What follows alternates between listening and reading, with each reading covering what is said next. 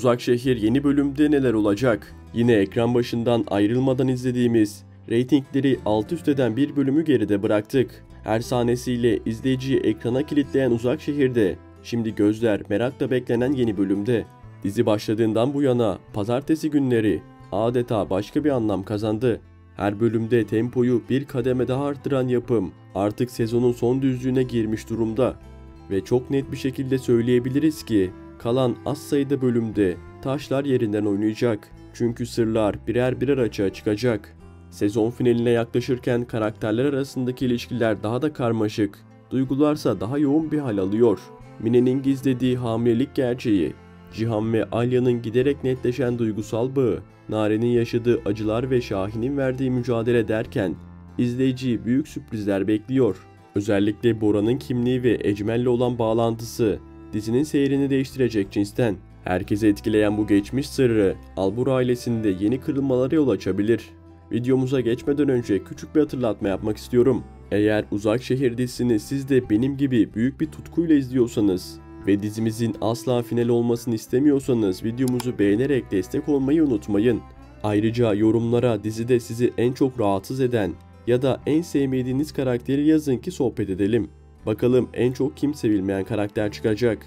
Hazırsanız fazla vakit kaybetmeden yeni bölümle ilgili beklentilere, karakter gelişimine ve sezon finaline doğru ilerlerken bizleri nelerin beklediğine hep birlikte yakından bakalım. Geçmişine dair öğrendiği gerçekler, üzerine bir kez daha Deniz'i koruyamamanın verdiği suçluluk duygusu eklenince Alya'yı çok daha duygusal ve kırılgan bir halde izleyeceğiz. Ancak bu duygu yoğunluğu onu daha güçlü adımlar atmaya da itebilir.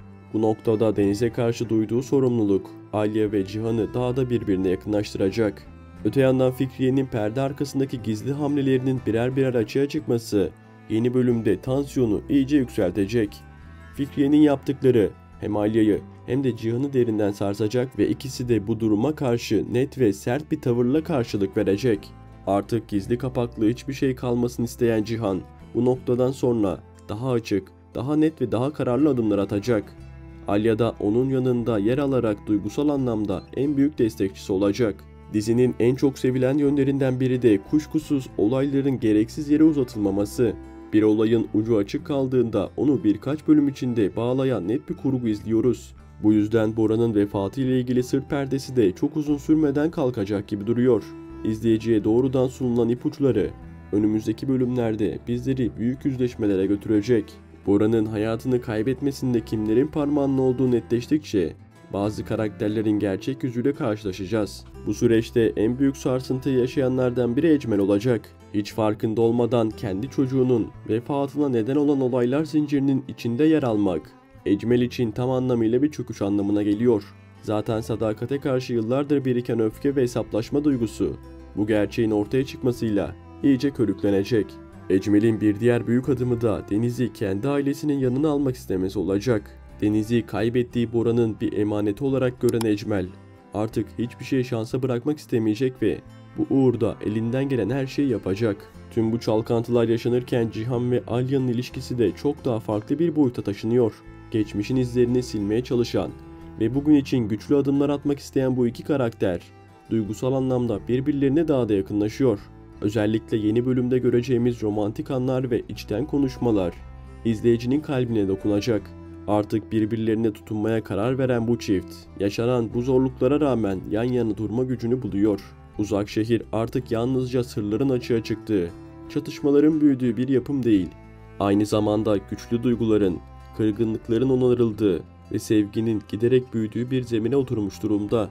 Önümüzdeki bölümlerde hem büyük yüzleşmelere hem de kalpleri ısıtacak yakınlaşmalara sahne olacak gibi görünüyor.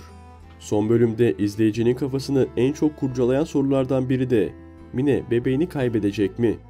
Ben bu soruya kendi açımdan net bir şekilde evet cevabını verebiliyorum.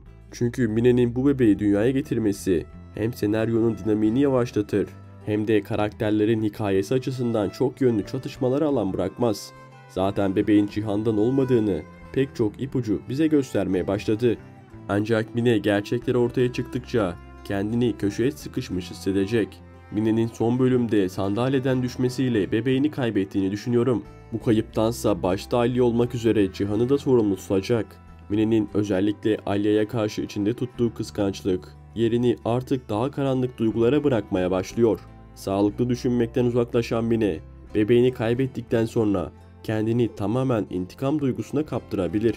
Cihan ve Alya'nın giderek birbirlerine daha da yakınlaştığını görmek onun için ciddi bir yıkım olacak. Bu nedenle yeni bölümle birlikte Mine'nin çok daha tehlikeli ve planlı hamleler yapmaya başlayacağını düşünüyorum. Kıskançlık ve hırsla hareket eden biri artık ne kadar ileriye gidebilir bunu birlikte göreceğiz. Öte yandan bir başka sarsıcı gelişme de Zerrin cephesinde yaşanıyor. Zerrin'in Kaya'dan hamile olduğunu uzun süredir tahmin ediyorduk. Ve nihayet bu durum yavaş yavaş ortaya çıkmaya başladı. Bebek meselesi dizinin gidişatını ciddi anlamda etkileyecek.